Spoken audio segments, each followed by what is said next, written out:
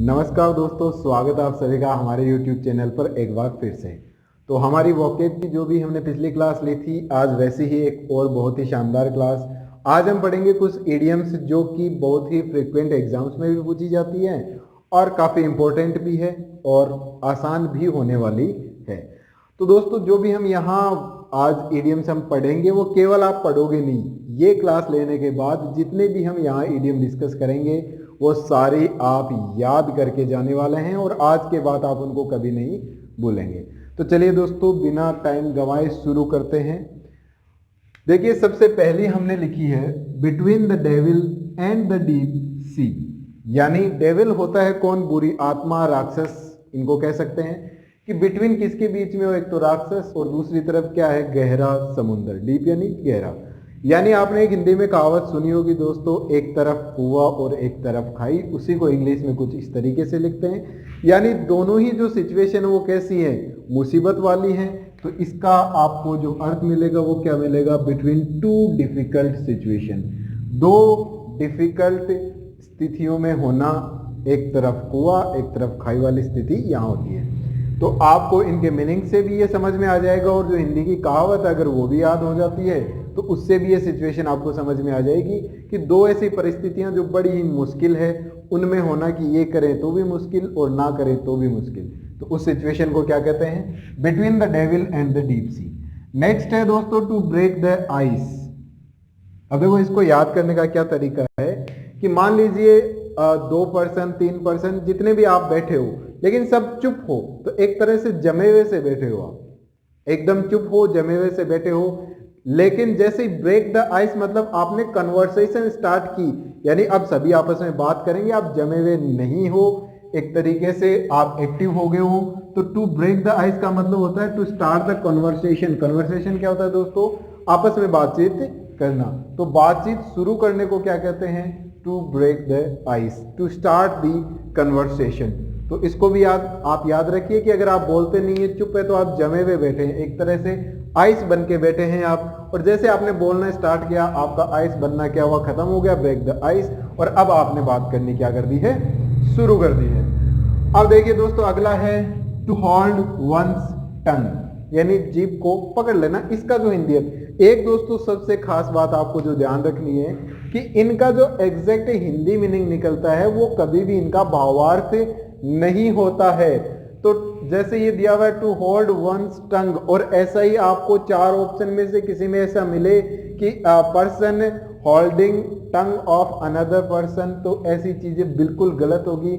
इनका जो शाब्दिक अर्थ होता है वो इनका वास्तविक अर्थ नहीं होता है, आप देख सकते हैं। तो इसका भी ध्यान रखना है आपको। अब मान लीजिए इससे हम निकालते हैं कि इसका जो वास्तविक अर्थ है वो क्या निकलेगा। कि अगर आप बोल रहे हैं, जैसे मैं बात कर रहा हूं, अब अगर मैं अपनी जीभ पकड़ लेता हूं तो क्या मैं बोल पाऊंगा? नहीं, मैं क्या होऊंगा? चुप हो जाऊंगा। तो टू कीप साइलेंट यानी चुप बने रहना। होल्ड यानी थाम के रखना। कि कहते हैं ना कि जबान संभाल के रखो, यानी जो ज्यादा बोलता है उसको कहते हैं ना जबान संभाल के, यानी चुप रहो। तो जबान क्या होती है? टंग। और ये स्पेलिंग भी दोस्तों इंपॉर्टेंट है, तो इसको भी आप बिल्कुल ध्यान में रखिएगा। चलिए दोस्तों, नेक्स्ट देखते हैं to look for a needle in a haystack. अब देखिए इसका भावार्थ देखते हैं, पहले इसका हिंदी अर्थ देखते हैं, समझने की कोशिश करते हैं। नीडल होती है दोस्तों सुई, हैस्टे होता है और सूखा जो भूसा या घास होता है उसका ढेर। अगर आप सूखे घास के ढेर में सुई ढूंढ रहे हो, यानी आप कैसा काम कर रहे हो जो नामुमकिन, आप वो चीज ढूंढ रहे हो जो मिलना बेहद ही मुश्किल है या नामुमकिन है। एक बहुत बड़ा घास का ढेर हो, सूखे घास का, उसमें सुई गिर जाए और फिर आप उसे ढूंढो, तो बड़ा ही बेहद मुश्किल या लगभग इम्पॉसिबल सा काम होता है। तो इसका अर्थ होगा to seek what is impossible to find. Seek यानी ढूंढना, ऐसी चीज को ढूंढना जो मिलना, जिसका मिलना क्या है? नामुमकिन है। ऐसा काम करना जिसका होना नामुमकिन है। इस तरीके से to look for a needle in a haystack. आप इनसे ये वर्ड मीनिंग्स भी साथ साथ सीख रहे हैं, ये भी हमारे लिए फायदे की बात है। अब देखिए अगला है दोस्तों B in the driving seat.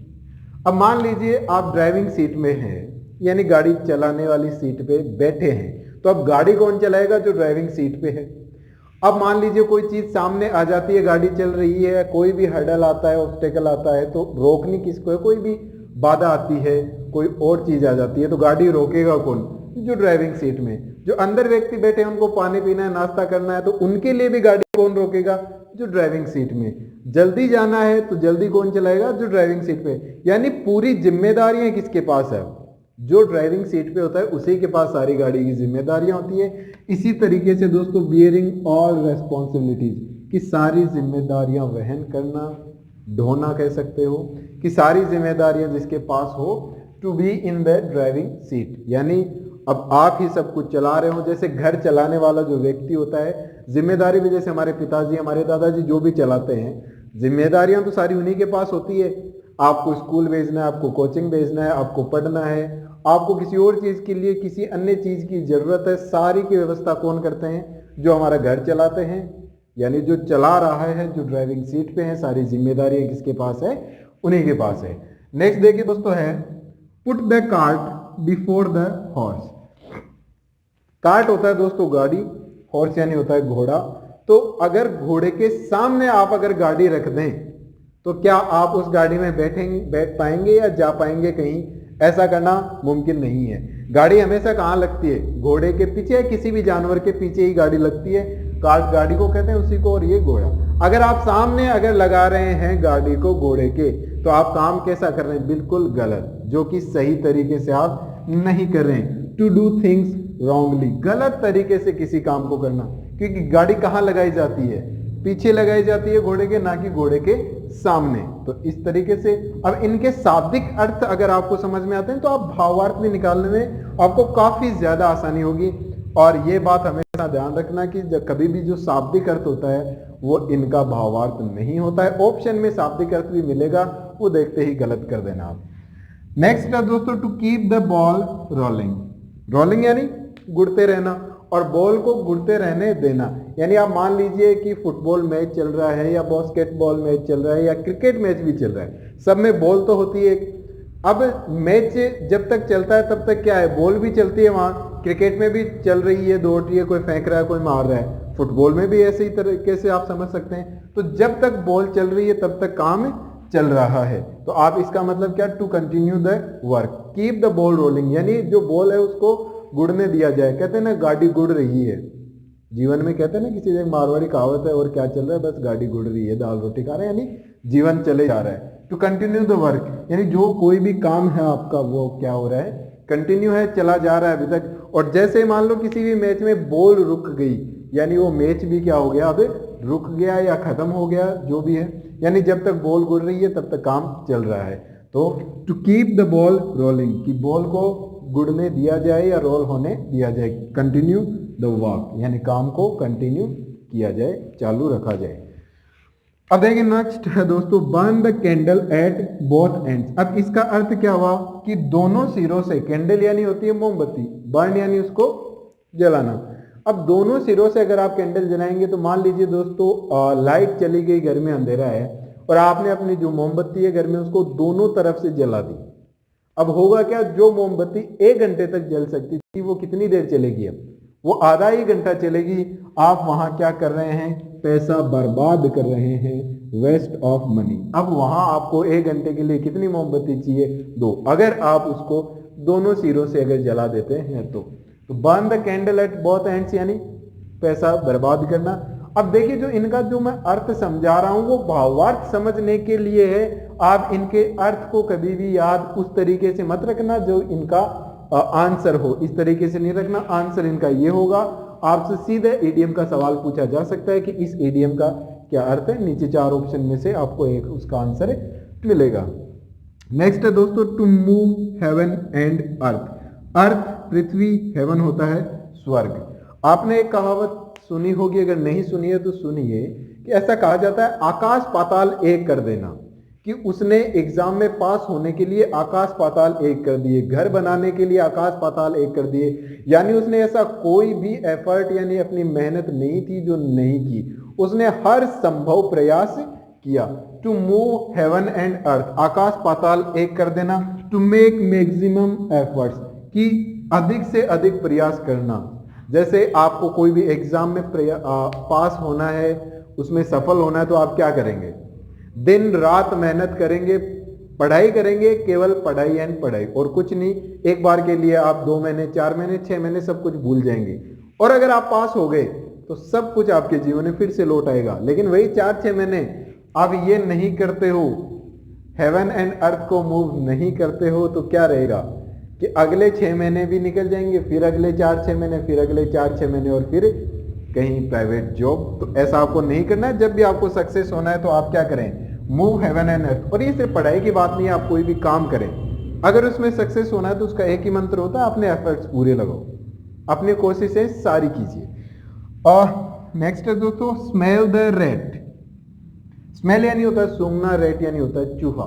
अब मान लीजिए आपका एक अनाज का गोदाम है, आपके घर में अनाज रखा हुआ है, किचन मान लीजिए कहीं भी, अगर आपको ऐसा महसूस होता है कि यहाँ चूहा है या ऐसी बदबू आती है या उसकी स्मेल आती है, तो आपको लगता है ना कुछ तो गड़बड़ है यहाँ, क्योंकि चूहा घर में कोई नहीं रहने देता, अपने अनाज के गोदाम में कहीं कोई नहीं रहने देता। तो उसको कहते हैं दोस्तों सस्पिशियस, यानी आप कह सकते हो कि जैसे गड़बड़ होने वाली आशंका लगती है ना, संदेहजनक होता है सस्पिशियस, या फिर आप कह सकते हो समथिंग इज रॉन्ग वाली सिचुएशन, कि कुछ तो गलत है। अब आपने वो सीरियल तो देखा ही होगा, दया, लगता है कुछ गड़बड़ है, तो वैसी वाली सिचुएशन है, something is wrong, smell the rate. अब ये थोड़ा सा आप याद रखिए, किसी भी तरीके से रख सकते हैं। और ये जो मैंने तरीके बताए हैं, अगर आपको ऐसा अच्छा नहीं लगता आप अपने किसी भी लॉजिक से याद रख सकते हैं। उम्मीद है ना आपको याद रहना चाहिए, लेकिन मैंने बहुत ही आसान लॉजिक बताए हैं। उम्मीद है इनमें से सब आपको याद भी हो गए होंगे साथ साथ। और कई बार ऐसा होता है कि इनको देखते ही आपको कोई पूछे तो ना बता पाए, लेकिन दोस्तों आपके पास क्या होगा, 4 ऑप्शन होंगे। तो अगर आपका याद किया हुआ है, समझा हुआ है, तो 4 ऑप्शन जैसे ही सामने आएंगे, सही उत्तर आप तुरंत पहचान लेंगे। अब देखिए लास्ट अभी का जो बोर्ड पे लिखे हुए उनमें लास्ट अभी और करेंगे हम। Break down. ब्रेक डाउन का मतलब होता है, ब्रेक यानी होता है एक तरीके से टूटना। कोई चीज है दोस्तों, मान लो ये मार्कर है, ये टूटा और नीचे गिर गया, टूट गया, नीचे फेंक दिया गया, नीचे गिर गया। अब ये क्या है, यूजलेस, कोई काम का नहीं है। स्टॉप वर्किंग, काम का नहीं है, इसने अब काम करना बंद कर दिया, मैं इससे लिख नहीं सकता। ज्यादातर दोस्तों ये चीज आती है मशीनरीज के लिए, जो भी मशीनरी होती है, जैसे कोई मशीन है किसी फैक्ट्री में, किसी भी कारण से अगर वो काम नहीं करती है तो कहते हैं मशीन ब्रेक डाउन हो गई। आपकी कार, गाड़ी, मोटरसाइकिल जो भी है वो स्टार्ट नहीं होती है, कहीं खराब हो जाती है, खराब वाली सिचुएशन को क्या कहते हैं, ब्रेक डाउन। और दोस्तों इसके लिए एक सिचुएशन और होती है कि जैसे कोई व्यक्ति कोई बात करते हुए, कन्वर्सेशन करते हुए भावुक होकर रोने लग जाए, रोएगा तो बात नहीं कर पाएगा आगे, रोने लग जाए, तो उस सिचुएशन को भी क्या कहते हैं दोस्तों, ब्रेक डाउन। टूट जाना, और जो चीज टूट गई वो काम नहीं कर सकती। तो ये थे हमारे कुछ इडियम्स। अब देखिए दोस्तों फटाफट रिवाइज कर लेते हैं। Between the devil and the deep sea, आपको याद हो ही गया होगा, between 2 difficult situations, to break the ice, to start the conversation, to hold one's tongue, to keep silent, to look for a needle in a haystack, to seek what is impossible to find, be in the driving seat, bear all responsibilities, put the cart before the horse, to do things wrongly, to keep the ball rolling, to continue the work, burn the candle at both ends to waste money, to move heaven and earth, to make maximum efforts, smell the rat, suspicious, something is wrong वाली situation, suspect, something is wrong, break down, stop working. तो ये थे कुछ। अब इनका आप screenshot लीजिए, अगले और पढ़ते हैं आज हम। चलिए इसको आप नोट डाउन कीजिए, स्क्रीनशॉट लीजिए, जैसा आपको पसंद है वो कीजिए। चलो देखिए दोस्तों, अब आगे कुछ और इडियम्स हम देखते हैं अभी, और इनको भी अभी ही याद करेंगे। उम्मीद है जो पिछले वाली थी वो आपको समझ में और याद भी अच्छे से हो गई होगी। रहे ना रहे उसकी टेंशन नहीं है, बस एक बार आप रिवाइज कर लेंगे और जैसे भी आप आंसर में देखेंगे आपको निश्चित रूप से वो याद आ जाएगी। चलिए दोस्तों अभी वाली हम और देखते हैं।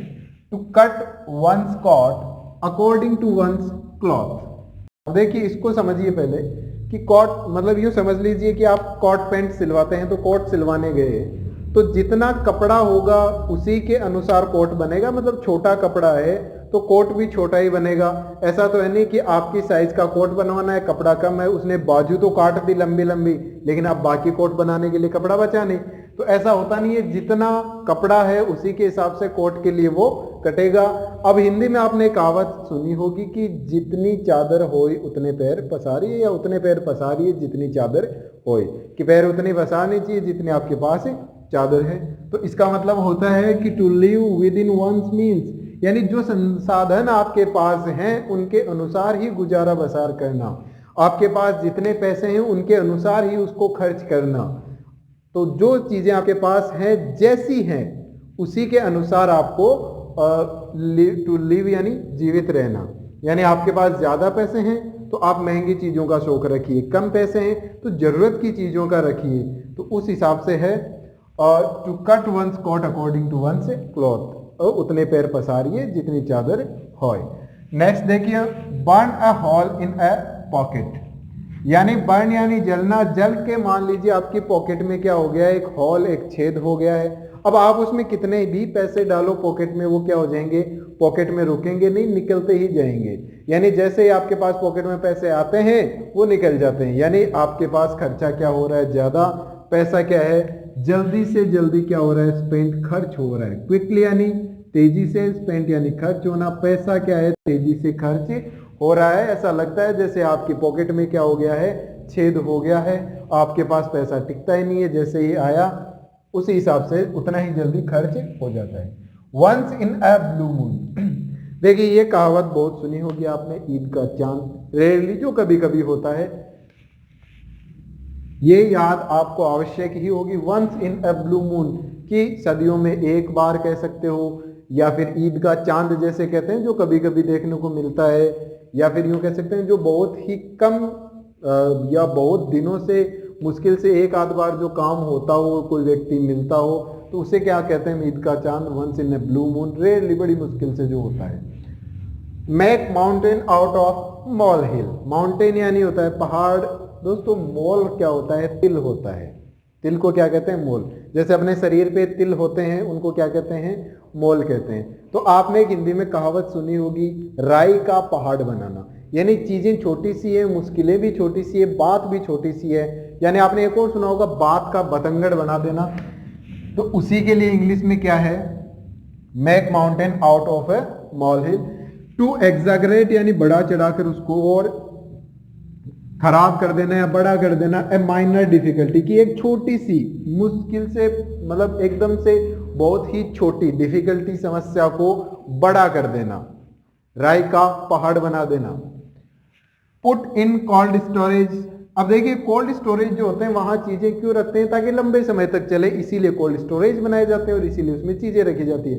अब आपको कोई काम कहा और आपने उसे कहाँ रख दिया, कोल्ड स्टोरेज में, यानी वो काम क्या है, अब लंबा चलेगा, पेंडिंग काम आपने क्या छोड़ दिया, पेंडिंग छोड़ दिया, यानी पूरा नहीं किया। To keep the work pending, कल करेंगे, कल करेंगे, कल करेंगे, आगे कर लेंगे, कर लेंगे, बहुत समय है। तो वो क्या होता है, to put in cold storage. और कोल्ड स्टोरेज में चीजें कब रखते हैं, जब उन्हें क्या करना हो, लंबा चलाना हो। अगर आपने किसी काम को कोल्ड स्टोरेज में रख दिया, मतलब उसको आप पेंडिंग रख रहे हो, कर नहीं रहे हो। Take the bull by the horns, bull क्या होता है दोस्तों, सांड होता है, हॉर्न्स क्या होते हैं, उसके सींग होते हैं। मान लीजिए कोई आपको, मान लीजिए ऐसी सिचुएशन आ गई, डिफिकल्टी आ गई कि बुल आपके सामने आ गया और आपको उससे बचना है या उसे भी भगाना है आपको, तो अगर आप उसको सींगों की तरफ से ही, उसके सींग ही जाके पकड़ेंगे तो ये सबसे मुश्किल तरीका होगा आपको। आप उसको पीछे से भगा सकते हैं, किसी लकड़ी से भगा सकते हैं, किसी और चीज से उसको डरा सकते हैं, दबा सकते हैं, मार सकते हैं, लेकिन नहीं, आप बाहुबली बने, आपने सीधा उसको सींगों से पकड़ा और फिर भगाने की कोशिश की, तो ये सबसे मुश्किल तरीका है उसको भगाने का, यानी फेसिंग द डिफिकल्टी। अब देखिए सांड का आना एक मुसीबत तो है ही, लेकिन उसको भी क्या है, सबसे खतरनाक तरीके से आप फेस कर रहे हो उसे, सबसे खतरनाक तरीके से, सबसे मुश्किल तरीके से आप किसी मुश्किल का हल करने की कोशिश कर रहे हो। जैसे कि नहीं, ये ठीक है, ये मान लीजिए, बाकी एग्जांपल्स बहुत हो जाएंगे। उम्मीद करता हूं ये भी समझ में तो आपको आ ही गया होगा। नेक्स्ट देखिए, eight the 11th our, 11th our, इसको समझने के लिए दोस्तों ऐसे समझ लीजिए कि जो हमारी घड़ी होती है उसमें यहाँ 12 बजे भी होते हैं और यहाँ 11 बजे होते हैं। 11th आवर यानी 11वें घंटे में है, यानी 11 बज के कुछ मिनट पे है। अब जैसे ही 12 बजेंगे वापस 1 से शुरू हो जाएंगे, एक तरीके से या तो पीएम शुरू हो जाएगा या नेक्स्ट डे शुरू हो जाएगा, इस तरीके से तो होता है। अब देखिए दोस्तों 11th आवर यानी ये आखिरी घंटा बचा है आपको आज के दिन का, लास्ट मोमेंट है आपके पास, ये आज का दिन समाप्त होने वाला है at the 11th hour, at the last moment, आखिरी क्षण में, आखिरी मोमेंट में। ये याद रखने के लिए एक विजुअल है, इसको आप कैसे याद रखें, एट द लास्ट मोमेंट, आखिरी क्षण में। 11th आवर मतलब 11 बज के कुछ मिनट, 11th 11वें घंटे में है आप, 12 घंटे होते ही अगला दिन या अगला पहर शुरू हो जाएगा। अगला देखिए दोस्तों, अ मैन ऑफ स्ट्रो। स्ट्रो क्या होता है, घास को भी कहते हैं तिनके को, और स्ट्रो जिससे आप कॉफी, कोल्ड कॉफी वगैरह, सॉफ्ट ड्रिंक, कोल्ड ड्रिंक वगैरह पीते हैं, वो भी होता है स्ट्रो। अब देखिए दोस्तों, घास जो तिनका होता है उसका क्या है, कोई वैल्यू नहीं है, उसको कैसे भी तोड़ मरोड़ आप सकते हैं। जो स्ट्रो होता है उसमें भी क्या है, दोनों तरफ से वो क्या होता है, खाली होता है, यानी आर पार जिससे चीजें जा सकती है, इधर से डालो उधर से निकल जाती है। अगर उस तरीके का कोई व्यक्ति है, यानी जिसको आप भरोसा नहीं कर सकते, जिसमें आप कुछ बात नहीं कर सकते, यानी उसका कोई कैरेक्टर नहीं है, ना आप उसको अच्छा बता सकते, ना भरोसेमंद बता सकते, तो ऐसे व्यक्ति के लिए क्या कहा जाता है, अ मैन ऑफ स्ट्रॉ। कैरेक्टरलेस आदमी है, आप उसको कुछ बात कह दो वो दूसरे को कह देगा, कोई काम कह दो उसका वो सत्यानाश कर देगा, तो ऐसे व्यक्ति को क्या कहते हैं, अ मैन ऑफ स्ट्रॉ। अगला है to flog a dead horse. अब देखिए दोस्तों कि मरे हुए घोड़े को जगाना, ऑब्वियस सी बात है, वेस्ट ऑफ टाइम, मीनिंगफुल काम कर रहे हो आप, जिसका कोई अर्थ या कोई भी रिजल्ट नहीं निकलना। आप चाहते हो कि एक घोड़ा जो मर गया आप उसको जगा लें, उसे कोड़े मार लें, कैसे भी कर लें, या उसको किसी भी तरीके से कोशिश करें, वो क्या होगा, केवल waste of time and waste of efforts. हर चीज का वहां क्या है, वेस्टेज है। एफर्ट्स यानी आपके जो भी कार्य आप कर रहे हैं उसमें जो आप अपना एफर्ट्स दे रहे हैं उनका क्या है, वेस्टेज, टोटल वेस्ट, वो आपके कोई काम नहीं आ रहा। आपकी जो कोशिशें, एफर्ट्स क्या होता है, कोशिशें क्या कर रहे हो आप, वेस्ट कर रहे हो। मरे हुए घोड़े को आप कभी नहीं जगा सकते या उसको काम में ले सकते कभी भी। तो उम्मीद करता हूँ ये भी आपने बहुत अच्छे से याद कर लिया होगा। लगभग आज हमने पढ़ी है 20 के लगभग पढ़ ली होगी, या 20 तो हो ही गई होंगी पक्का से। एक बार इनका क्विक रिवीजन कर लेते हैं, आप साथ साथ दोहराइएगा, देखते हैं आपको कितना याद रहा है। अब देखिए दोस्तों, याद करना केवल यही नहीं होता कि ये बोलते ही आपने ये बोल दिया तो ही याद है, नहीं। अगर ये बोलते ही आपको चीजें विजुअलाइज हो जाती है, जो चीजें आपको याद है, जिस तरीके से याद की वो समझ आ जाता है, तो दोस्तों गारंटी है कि इसका जैसे ही आप 4 ऑप्शन देखेंगे ना, सही आंसर आपको पता होगा। तो बस इस तरीके से याद करिए कि दोबारा जब इसको देखें, इसका आंसर देखें, तो आपको पता हो नहीं इसका आंसर यही है। जरूरी नहीं है कि आप इस तरीके से रट्टा ही मारा हुआ रखें कि जैसे ये बोले आप आगे ये बोलो, ऐसा बिल्कुल नहीं है। केवल आपको ये समझे हुए होने चाहिए बिल्कुल अच्छे तरीके से। तो चलिए दोस्तों एक क्विक रिवीजन कर लेते हैं इसका। To cut one's coat according to one's cloth, अपनी औकात में रहना भी कह सकते हैं इसको। To live within one's meaning, जैसे संसाधन या साधन आपके पास जैसी चीजें हैं उनके अकॉर्डिंग गुजर बसर करना। Burn a hole in the pocket, यानी जेब में छेद हो जाना, पैसे आना खर्च हो जाना, money spend quickly. Once in a blue moon, Eid का चांद, रेयरली कभी कभार जो होता है। Make mountain of molehills, राई का पहाड़ बनाना। To exaggerate a minor difficulty, छोटी सी मुश्किलों को बड़ा बना देना। पुट इन कोल्ड स्टोरेज, काम दिया भूल गए, किया ही नहीं, पेंडिंग चल रहा है। Take the bull by the horns, यानी किसी भी मुश्किल चीज को हल करने के लिए उसका सबसे खतरनाक रास्ता चूज करना। At the 11th hour, at the last moment, आखिरी क्षण में है आप। A man of straw, characterless, जो कोई व्यक्ति काम का ही ना हो। To flog a dead horse, to waste efforts. तो उम्मीद करता हूं दोस्तों ये आपको बिल्कुल याद हो ही गया होगा। और ऐसा इस तरीके से अगर आप समझेंगे, और एक वीडियो देखने में और पढ़ने में बहुत फर्क होता है दोस्तों। कुछ चीजें याद करनी हो उसके लिए वोकेब में आप क्लास में रिप्रेजेंटेशन देखें, एक आप किताब पढ़ें। अब हमारी जो एक तरीके से कन्वर्सेशन हुई है, डायरेक्ट तो नहीं है, इनडायरेक्ट भी कह सकते हो, इनडायरेक्ट ही कह सकते हो। तो उस तरीके से अगर आपने यहाँ पूरा कंसंट्रेशन से क्लास लिए तो उम्मीद करता हूँ ये पक्का आपको याद हो गई होंगी। और जैसे ही आप इनको ऑप्शन में उत्तर देखेंगे इन सबका, आपको तुरंत कर लेंगे। चलिए इसका एक स्क्रीनशॉट आप तो ले लीजिए।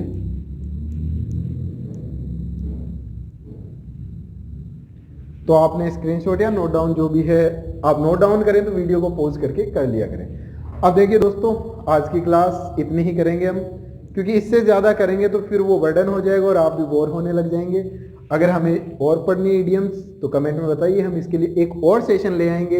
लेकिन लंबी क्लास कर देंगे तो वो आपको भी इंटरेस्टिंग नहीं रहेगी और भूलना वापस स्टार्ट आप कर देंगे जो हमने पहले पढ़ा है। तो आज के लिए इतना काफ़ी है, और वीडियो देखने के लिए आप सभी का धन्यवाद। जुड़े रहिए हमारे साथ, और नए और इंटरेस्टिंग वीडियोज़ आपको मिलते रहेंगे। Thank you very much. पढ़ाई अपनी जारी रखें।